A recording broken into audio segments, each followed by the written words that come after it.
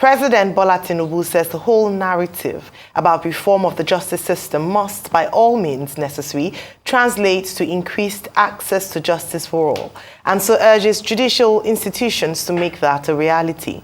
The president stated this while declaring open the two-day National Justice Summit holding at the National Judicial Institute, NJI, Abuja.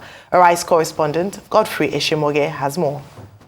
The call for urgent reforms in the Nigerian justice sector has been a constant narrative in the country.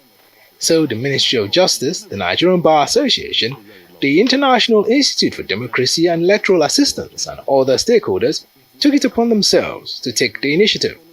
The National Judicial Summit, titled Enhancing Justice Delivery in Nigeria, is a forum for key players in the judiciary to rub minds on how to improve justice delivery in the country, who will subsequently adopt the National Policy on Justice 2024.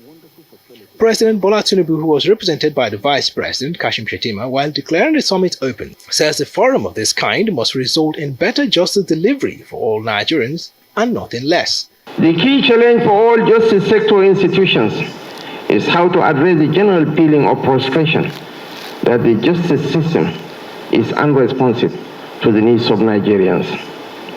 In the light of this, I call on all justice sector institutions and professionals to align your activities within the tenets of our renewed hope agenda, particularly as it relates to the priorities on inclusivity, fairness, rule of law, and anti-corruption stance, among other things. Senate President Godswill Akpabio says the National Assembly will not hesitate to pass into law the new set of recommendations that will emanate from the summit, while also making a few recommendations of his own. Finally, we must try and curb the misuse of ex parte orders in political matters, particularly by our judges, by the judiciary. To curb this, it is imperative that the National Judicial Council, the NJC, exercises stringent oversight. We recommend prompt and decisive punishment.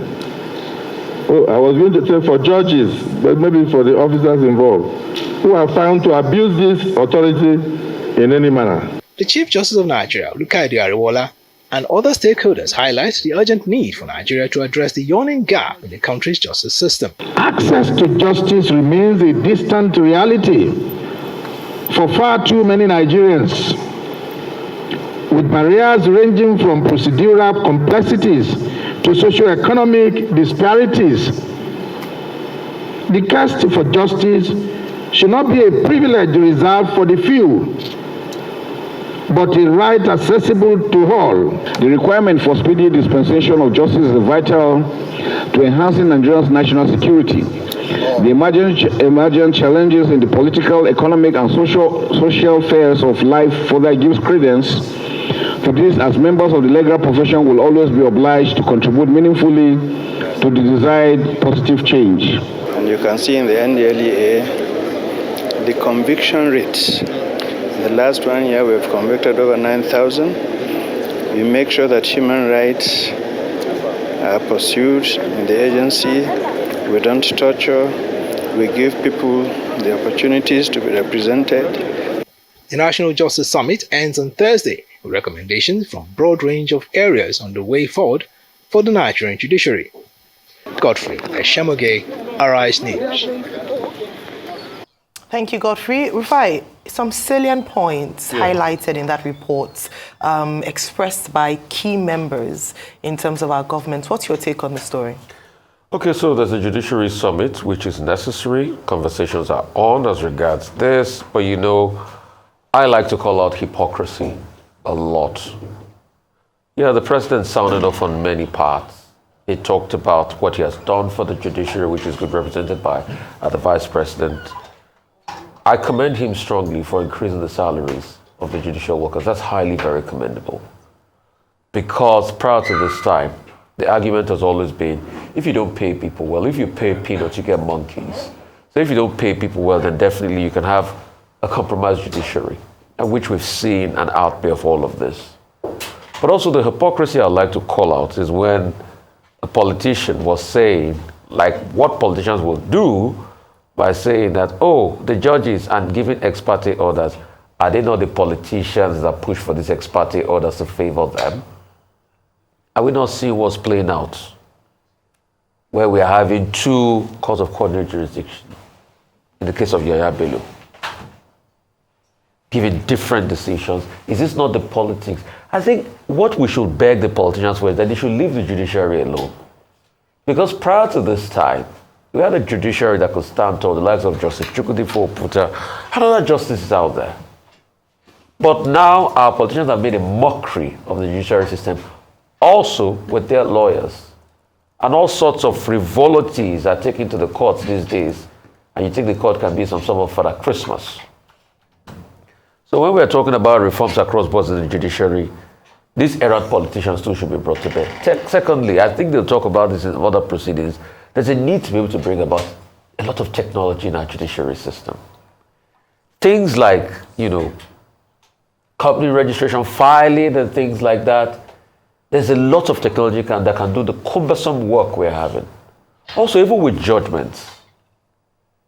Having a system and a database where you can call up judgments so that you cannot run in violation of other pre-existing judgments by cause of competent jurisdiction.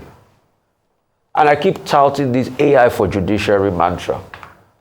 How can we be able to bring in new technology to our judiciary sector? Also, the role of the NJC, Judicial Council, for dealing with errant judges, because we have a lot of them that they go scot-free. And in fact, it looks as though now in the Nigerian legal system that the reward for poor performance as a judge is promotion. We've had an all-time low where we saw this in the election matters, before I wrap up, where a judge was going somewhere in a forum to defend his own judgment. Our judiciary has gotten to a point where we need to ask questions. But the politicians are not exempt from all of what is happening. All right. Okay, here we go.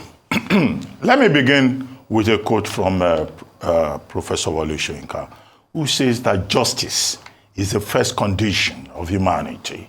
In other words, if you don't have justice, then you have that Obesian state of nature where everybody is nasty, brutish, and they behave just as they like. But when you have justice, when you have the rule of law, you can, achieve the objective of humanism.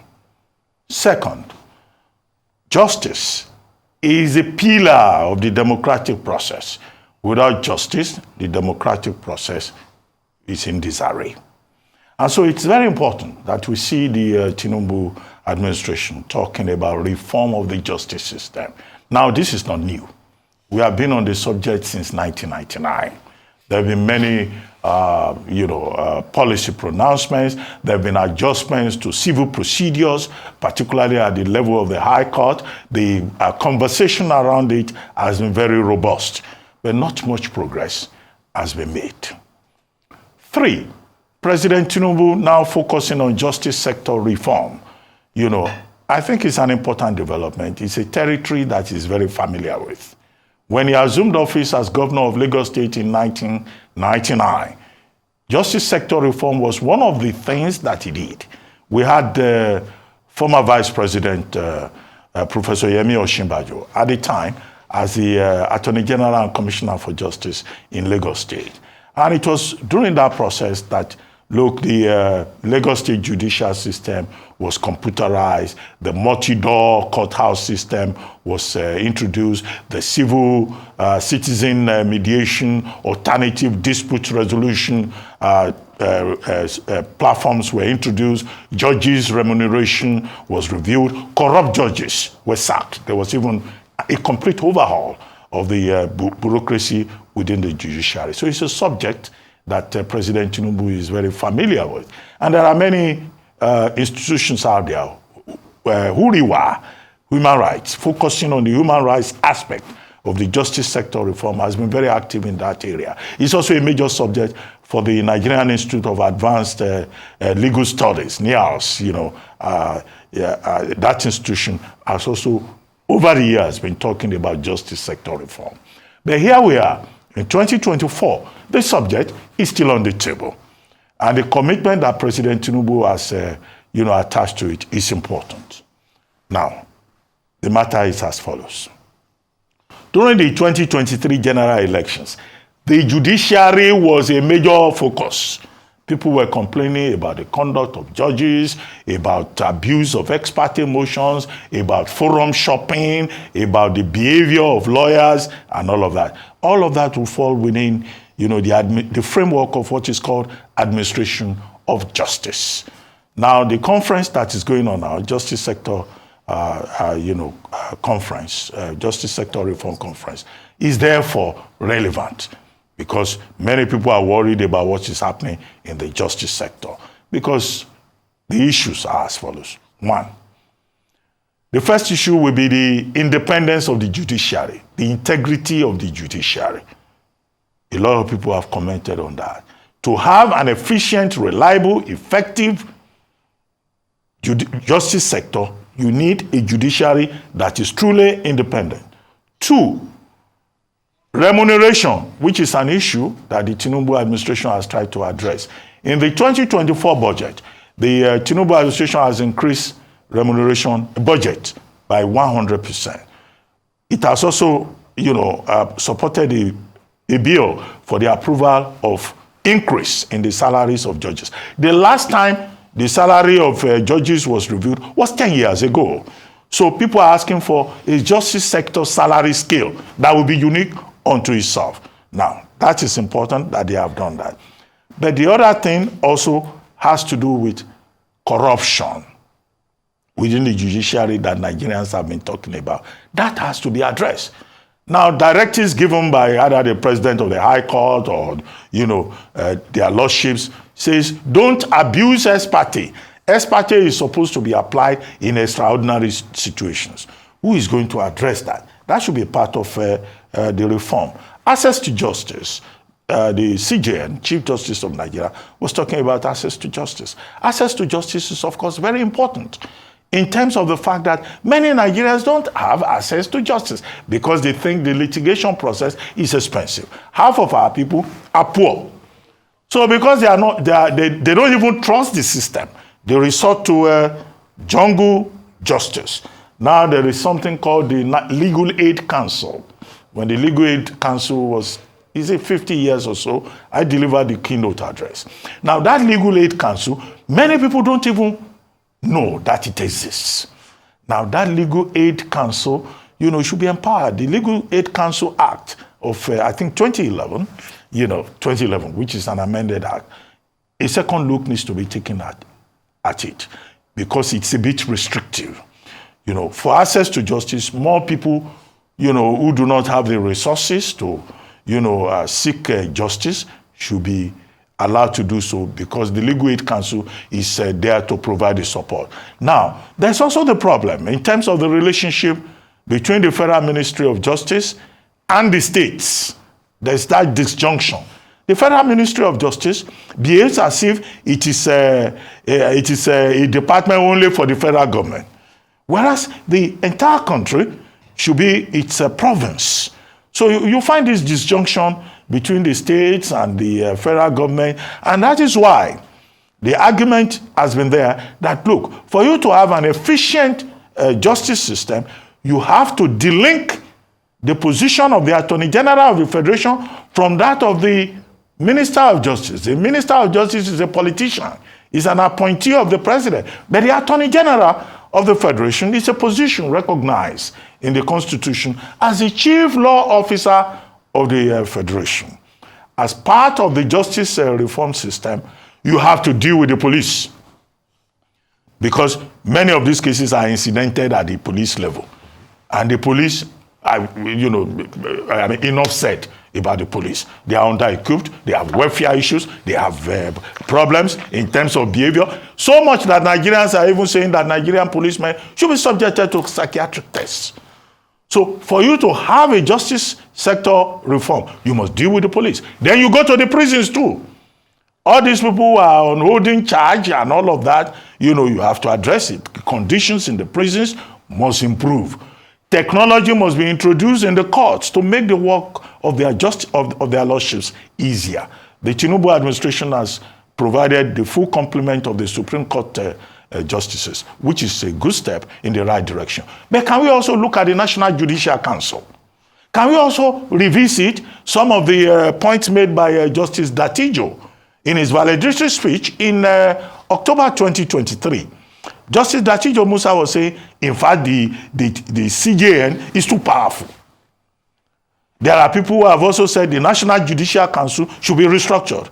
There are people who are even saying, can we take some of these cases that overburden the Supreme Court away from the Supreme Court? You can't have a Supreme Court that is inquiring into husband and wife matters. You know, so these are some of the lessons. But the true test of it, I begin to summarize now, is that the Justice Reform Sector conference that is going on in Abuja should not be an event. What will be important will be the outcomes and the commitment of the government, you know, in implementing the outcomes, because it's very easy to hold an event. Everybody will talk, everybody will shake hands, all stakeholders will talk. I saw even the NDLM chairman was making a speech there.